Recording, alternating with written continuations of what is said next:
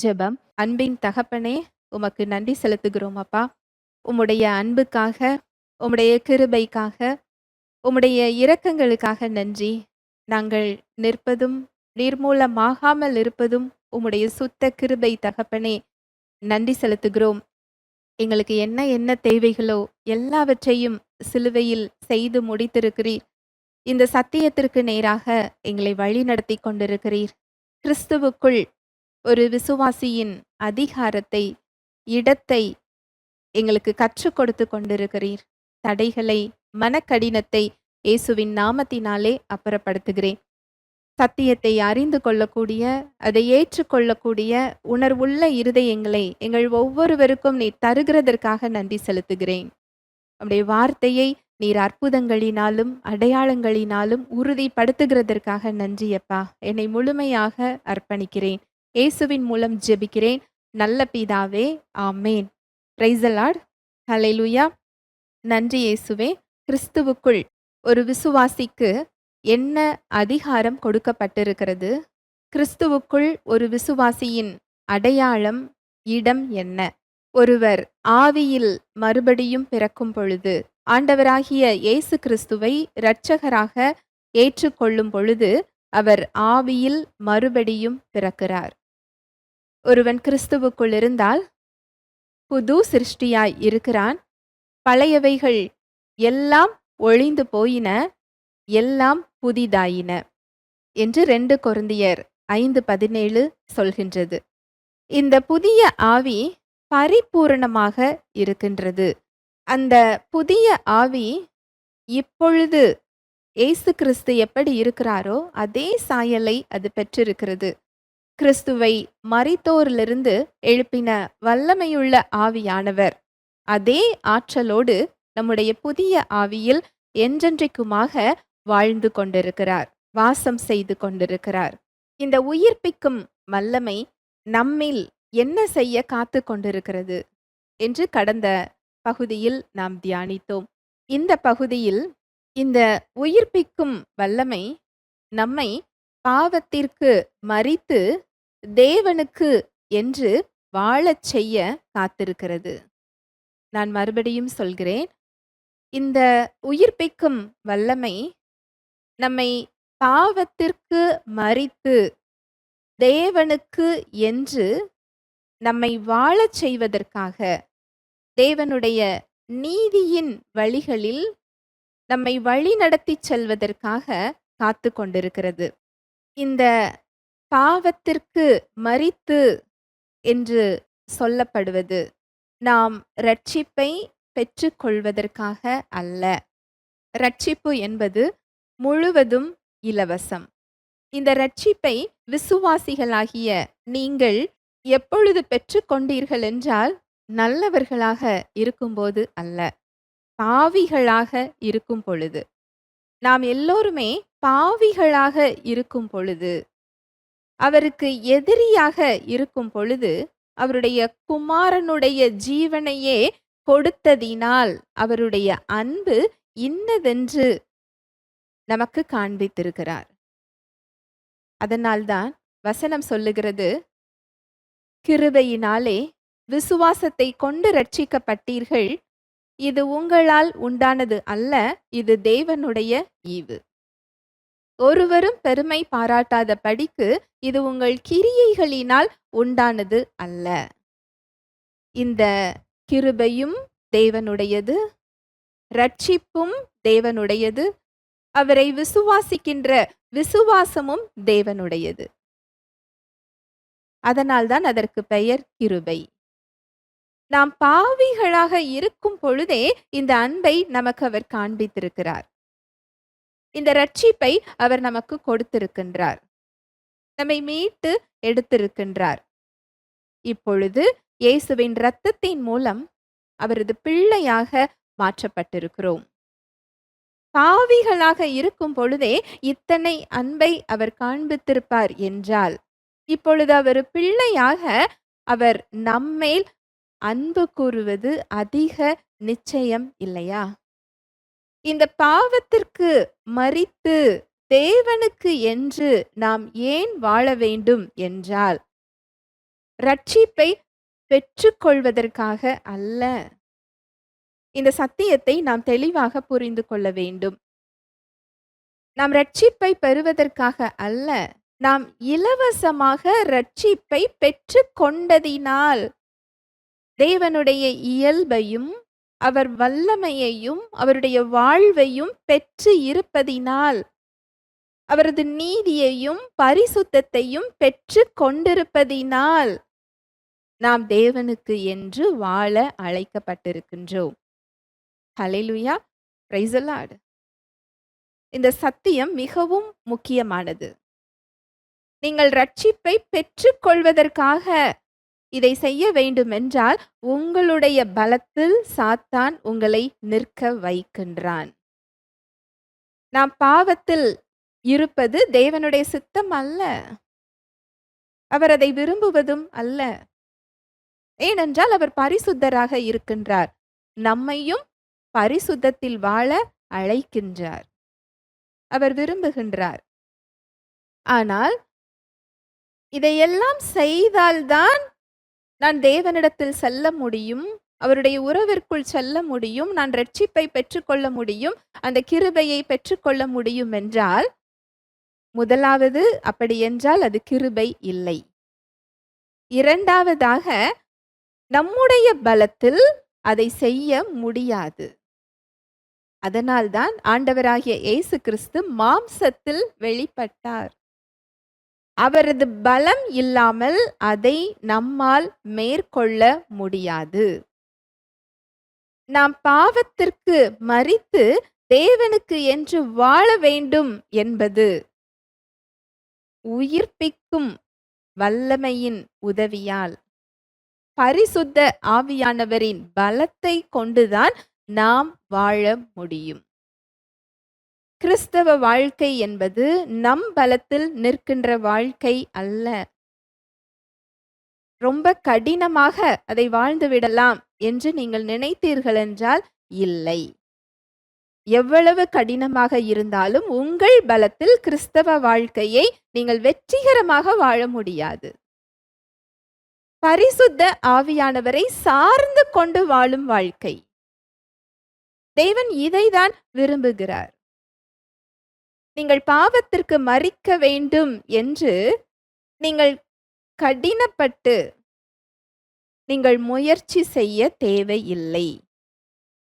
ஏனென்றால் நீங்கள் ஏற்கனவே பாவத்திற்கு மரித்து இருக்கிறீர்கள். இந்த உண்மையை நீங்கள் அறிந்து கொள்ள வேண்டும். உங்களுடைய ஆவி, நீங்கள் ரட்சிப்பை பெற்றுக் கொண்டிருந்தீர்கள் என்றால் உங்களுடைய ஆவி பரிபூரணமாக இருக்கிறது. கிறிஸ்துவை போல் இருக்கிறது.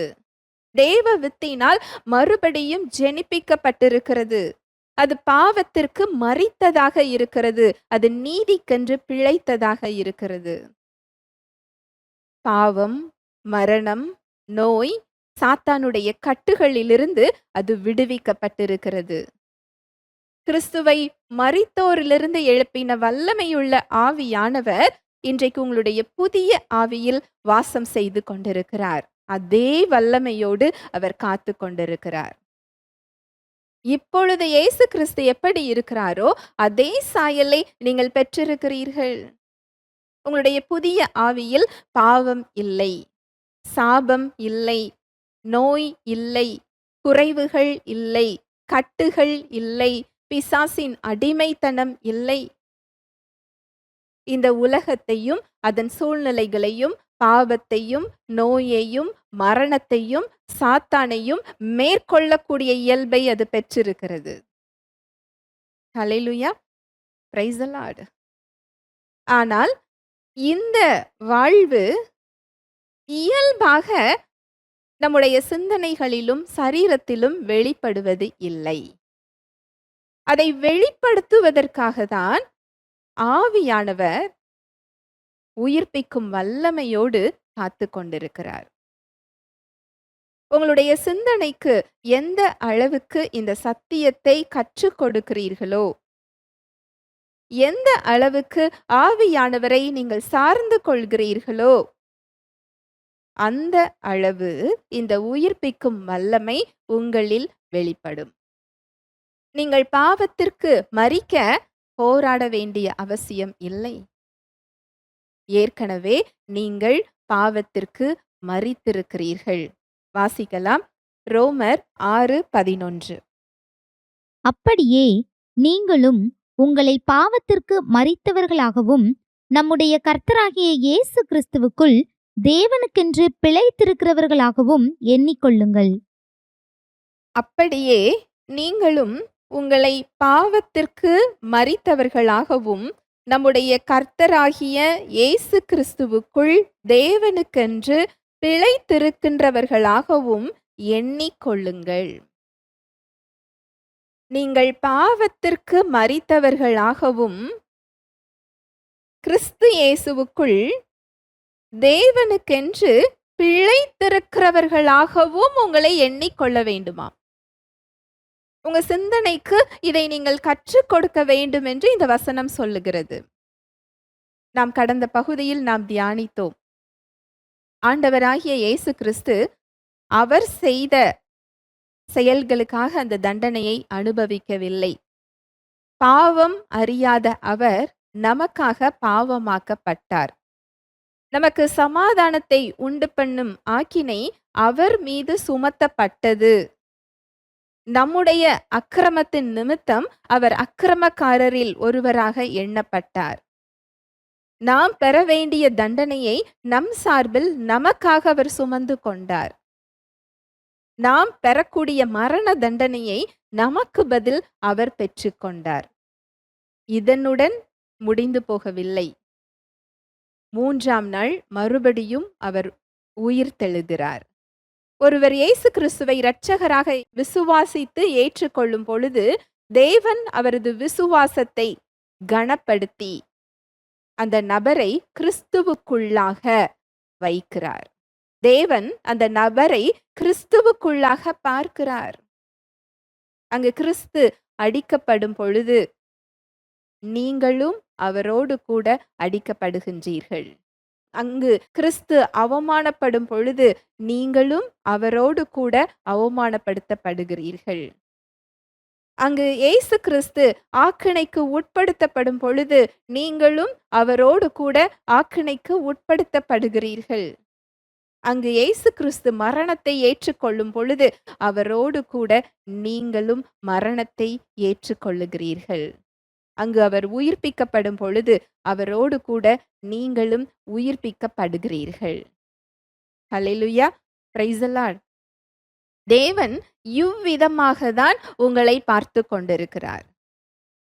அங்கு இயேசு கிறிஸ்து உயிர்ப்பிக்கப்படும் பொழுது அங்கு பாவத்தை ஜெயித்தவராக, மரணத்தை ஜெயித்தவராக, சாத்தானை ஜெயித்தவராக உயிர்த்தெழுகிறார்.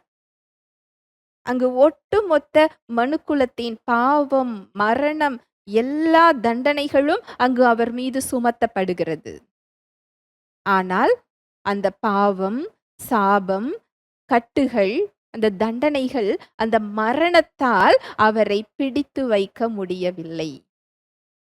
அங்கு அவர் உயிரோடு எழும்புகிறார். அவர் உயிரோடு எழும்பும் பொழுது அவருடனே கூட நீங்களும் உயிர்ப்பிக்கப்படுகிறீர்கள். இதுதான் ஆவிக்குரிய உண்மை. நீங்கள் உங்களை பாவத்திற்கு மரித்ததாக மாற நீங்கள் போராட வேண்டிய அவசியம் இல்லை. ஏற்கனவே உங்கள் சார்பில் உங்களுடைய பெயரில் அதை இயேசு கிறிஸ்து செய்து முடித்திருக்கிறார். அவர் செய்து முடித்த அந்த செயலில், அந்த வெற்றியில் இன்று நீங்கள் வைக்கப்பட்டிருக்கிறீர்கள். ஏற்கனவே நீங்கள் பாவத்திற்கு மரித்த இயல்பில்தான் இருக்கின்றீர்கள். அதனால்தான் பவுல் மூலமாக ஆவியானவர் இப்படி வெளிப்படுத்துகிறார். அப்படியே நீங்களும் உங்களை பாவத்திற்கு மரித்தவர்களாகவும் நம்முடைய கர்த்தராகிய இயேசு கிறிஸ்துவுக்குள் தேவனுக்கென்று பிழைத்திருக்கிறவர்களாகவும் எண்ணிக்கொள்ளுங்கள். நீங்கள் உங்களை குறித்த எண்ணங்களை இவ்விதமாக எண்ணிக்கொள்ளுங்கள். நான் பாவி, நான் இந்த பாவ பழக்கத்திற்கு அடிமையாக இருக்கிறேன். இந்த கட்டுகளுக்குள் நின்று கொண்டிருக்கிறேன். நான் தோற்று போய் கொண்டிருக்கிறேன். நான் நிராகரிக்கப்பட்டு கொண்டிருக்கிறேன். தேவனுடைய உறவிற்கு நான் தகுதி இல்லாமல் நின்று கொண்டிருக்கிறேன். நான் சாபத்திற்கு உட்பட்டவனாக நான் இருக்கிறேன். நான் பிசாசின் அடிமைத்தனத்தில் நின்று கொண்டிருக்கிறேன். நான் அவமானத்தோடு நின்று கொண்டிருக்கிறேன். இப்படி உங்களை எண்ணாமல் பாவத்திற்கு மரித்தவர்களாக உங்களை எண்ணிக்கொள்ளுங்கள். கிறிஸ்து இயேசுவுக்குள்ளாக தேவனுடைய நீதிக்கு என்று உங்களை பிழைத்தவர்களாக நீங்கள் எண்ணிக்கொள்ளுங்கள். அப்படியென்றால் நான் பாவி அல்ல, கிறிஸ்துவுக்குள் அவரது நீதியை, பரிசுத்தத்தை பெற்றுக்கொண்ட தேவனுடைய மகனாக, மகளாக நான் இருக்கிறேன் என்று உங்களை எண்ணிக்கொள்ளுங்கள். ஹல்லேலூயா. Praise the Lord. நீங்கள் பாவத்திற்கு மரிக்க வேண்டும் என்றவுடன் உங்களுடைய சிந்தனைகளோடும், உங்களுடைய மாம்சத்தோடும், உங்களுடைய பாவ செயல்களோடும் நீங்கள் போராட வேண்டிய அவசியம் இல்லை. உங்களுடைய பாவ செயல்களை எதை செய்ய வேண்டும், எதை செய்யக்கூடாது என்று உங்களுடைய பாவ செயல்களை நீங்கள் ஆராய்ச்சி செய்ய வேண்டிய அவசியம் இல்லை. அதையே நீங்கள் பார்த்து கொண்டிருக்க வேண்டிய அவசியம் இல்லை. மாறாக சத்தியத்தின் மூலமாக உங்களது ஆவிக்குரிய அடையாளங்களை நீங்கள் அறிந்து கொள்ளுங்கள். கிறிஸ்துவுக்குள்ளான புதிய சிருஷ்டியின் அடையாளத்தை நீங்கள் அறிந்து கொண்டு அந்த சத்தியத்தின்படி உங்களை எண்ணிக்கொள்ள ஆரம்பியுங்கள். பரிசுத்த ஆவியானவரை சார்ந்து கொள்ளுங்கள். இதை நீங்கள் செய்ய செய்ய பாவத்திற்கு மரித்திருக்கின்ற உங்களது ஆவிக்குரிய இயல்பு உங்களுடைய சிந்தனைகளிலும் சரீரத்திலும் வெளிப்பட ஆரம்பிக்கும். ஹல்லேலூயா. Praise the Lord. இந்த பாவத்திற்கு மரித்தவர்களாகவும் தேவனுக்கு என்று பிழைத்திருக்கின்றவர்களாகவும் உங்களை எண்ணிக்கொள்ளும் பொழுது என்ன நடக்கும் தெரியுமா? வாசிக்கலாம். ரோமர் 6:14. நீங்கள் நியாய பிரமாணத்திற்கு கீழ்ப்பட்டிராமல் கிருபைக்கு கீழ்ப்பட்டிருக்கிறபடியால் பாவம் உங்களை மேற்கொள்ள மாட்டாது. நீங்கள் நியாய பிரமாணத்திற்கு கீழ்ப்பட்டிராமல் கிருபைக்கு கீழ்ப்பட்டிருக்கின்றபடியால் பாவம் உங்களை மேற்கொள்ள மாட்டாது. நீங்கள் உங்களை பாவத்திற்கு மரித்தவர்களாகவும் தேவனுக்கென்று பிழைத்தவர்களாகவும் நீங்கள் எண்ணிக்கொள்ளும் பொழுது ஆவியானவரை சார்ந்து கொள்கிறீர்கள். ஆவியானவரை நீங்கள் சார்ந்து கொள்ளும் பொழுது நீங்கள் உங்கள் பலத்தில் நிற்காமல் கிருபையின் பலத்தில், ஆவியானவருடைய பலத்தில் நீங்கள் நின்று கொண்டிருக்கிறீர்கள். நீங்கள் கிருபைக்கு கீழ்ப்பட்டிருக்கும் பொழுது அந்த பாவம் உங்களை மேற்கொள்ள முடியாது. ஹல்லேலூயா. Praise the Lord. ஒரு பாவ செயலை நாம் இப்படிதான் அவருடைய உயிர்ப்பிக்கும் ஆற்றலை கொண்டு மேற்கொள்ள வேண்டும். இது எல்லாருடைய வாழ்க்கையிலையும் செயல்படுத்தப்பட வேண்டிய ஒரு காரியம். இது ஒரு சிலருக்கு என்று இல்லை. நம்முடைய அனுதின வாழ்க்கையில அதற்கு நமக்கு ஆவியானவருடைய குரலை அறிந்திருக்க வேண்டும். ஏனென்றால் நீங்கள் பாவ செயலில் இருக்கும் பொழுது அந்த பாவ செயலுக்கென்று ஒரு விளைவு உண்டு. அந்த பாவ செயல் மூலமாக உங்களுடைய மனசாட்சி உங்களை குற்றப்படுத்த ஆரம்பிக்கும். சாத்தானும் உங்களை குற்றப்படுத்த முடியும். அந்த குற்ற மனசாட்சியை, அந்த குற்றச்சாட்டுகளை நீங்கள் தாங்கிக் கொள்ள முடியாது. அது தேவனிடத்தில் உங்களை கொண்டு சேர்க்கிறதற்கு பதிலாக அவரிடமிருந்து உங்களை விலகி ஓடச் செய்யும்.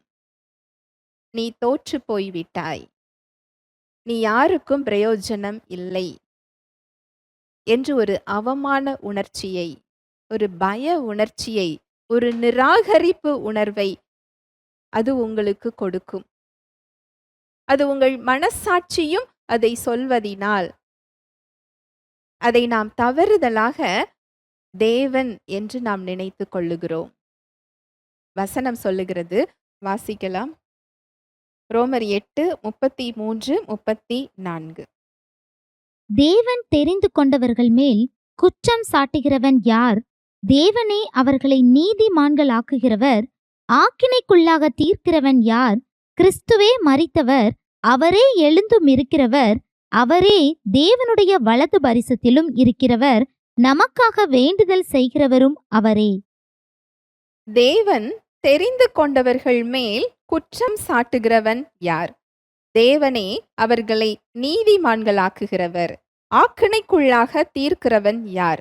கிறிஸ்துவே மரித்தவர், அவரே எழுந்தும் இருக்கிறவர், அவரே தேவனுடைய வலது பாரிசத்திலும் இருக்கிறவர், நமக்காக வேண்டுதல் செய்கிறவரும் அவரே. தேவன் தெரிந்து கொண்டவர்கள் மேல் குற்றம் சாட்டுகிறவன் யார்?